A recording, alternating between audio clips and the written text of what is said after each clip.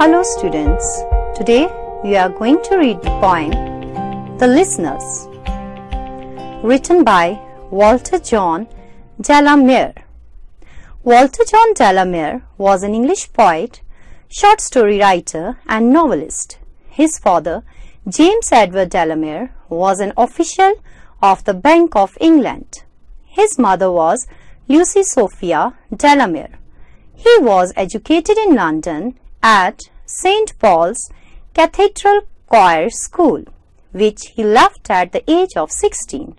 He is probably best remembered for his work for children and for his poem, The Listeners. He also wrote some subtle psychological horror stories.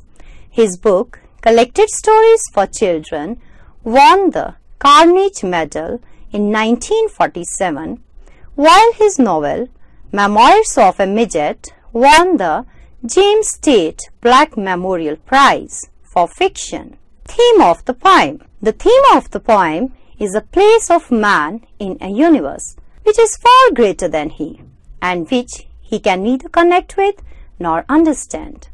It focuses on man's state of isolation and disharmony with the natural world. Nature, as represented by the horse, placidly munching on the grass, and the bird frightened by the man, is normally serene. It is only man who is anxious because of his separateness. Now, let's read the poem, The Listeners.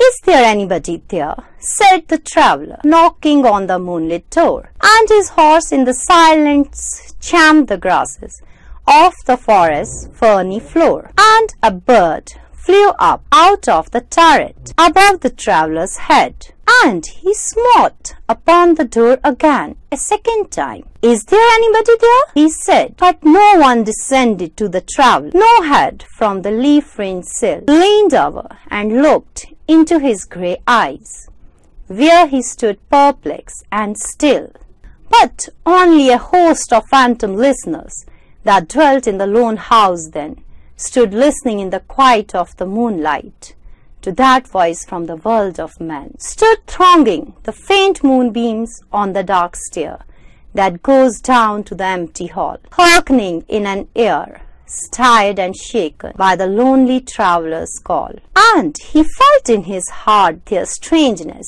their stillness, answering his cry, while his horse moved, cropping the dark turf neath the starred and leafy sky. For he suddenly smote on the door even louder and lifted his head. "Tell them I came, and no one answered, that I kept my word," he said. Now the least stir made the listeners, though every word he spake fell echoing through the shadowiness of the still house, from the one man left awake. Aye, they heard his foot upon the stirrup, and the sound of iron on stone, and how the silence surged softly backward when the plunging hoofs were gone. Now, let's do the paraphrasing of the poem.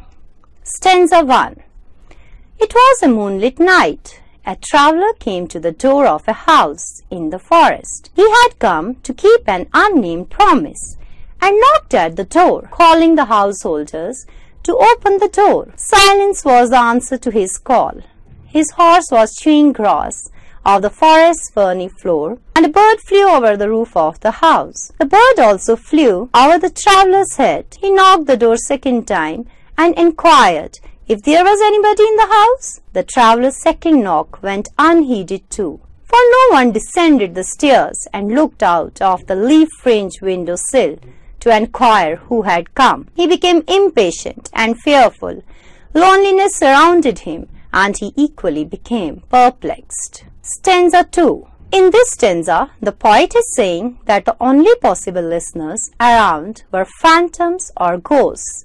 They listened to the voice of the traveller who had come from the world of the humans. It seemed that they gathered on the steps that descended to the vacant entryway. The air was stirred by the traveller's call.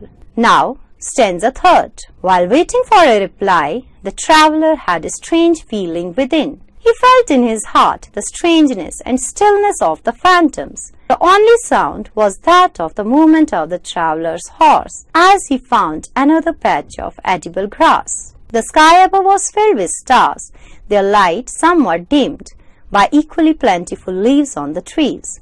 He smote on the door third time and shouted louder, lifting his head, giving the message to tell an unidentified them that he had come, but no one answered.